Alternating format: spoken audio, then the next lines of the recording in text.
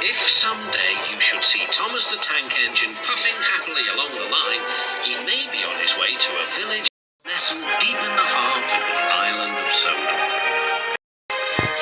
One December morning, Thomas whistled to all his friends. "It's nearly Christmas, and I'll bring you lots of letters and parcels." But a week later, the storms came.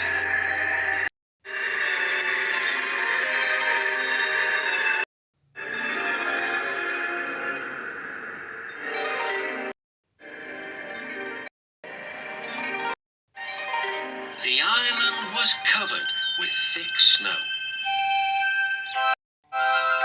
The engines found work difficult. Some had to help clear snow from the track, and workmen hacked away at the frozen banks of ice. Thomas and Percy were collecting important post for Christmas.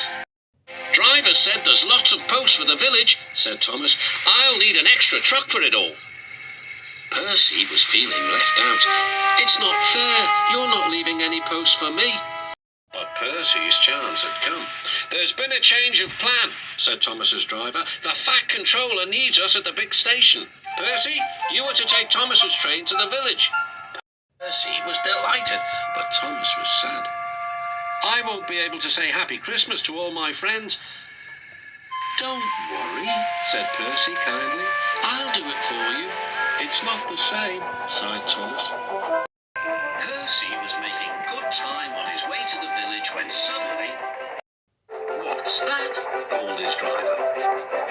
There ahead was a fogman by the line. He was holding a red light. "The village is cut off by snow," he shouted. "We need snow plows, workmen and a helicopter. Leave your trucks in the sidings and go back quickly." Percy was soon steaming to Harold's airfield. "Beep, beep," whistled Percy. "Wake up, lazy wings. The mountain villagers need your help. They're stranded." "Whiz-ow," replied Harold. "I like an emergency to keep me warm." And he buzzed away. "Now," sighed Percy, "what's next?" Suddenly, there was Thomas with Terence the tractor and a works train. "Come on, Percy," whistled Thomas. "Follow me." The two engines battled their way through the snow.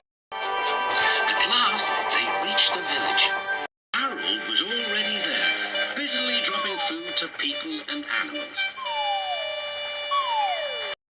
Terence quickly got to work.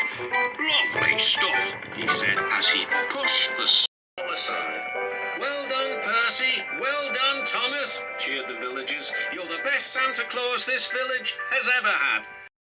"What's a Santa Claus?" asked Percy. "Santa Claus is someone who drops presents down chimneys at Christmas time." Percy looked at his funnel. "I wonder if..." "No," laughed Thomas. "Chimneys, Percy, not funnels. Which reminds me, your post train is still back in the siding, isn't it?" Percy hurried back to fetch it. Just then, Toby arrived with Henrietta. "We've brought lots of hot drinks and food for the villagers," he whistled.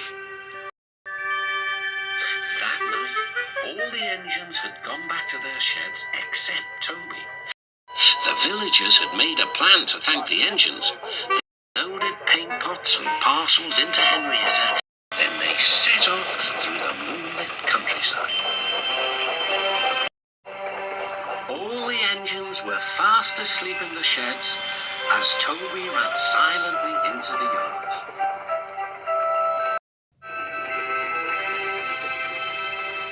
He had no idea what the villagers were going to do, but he knew it was going to be a big surprise.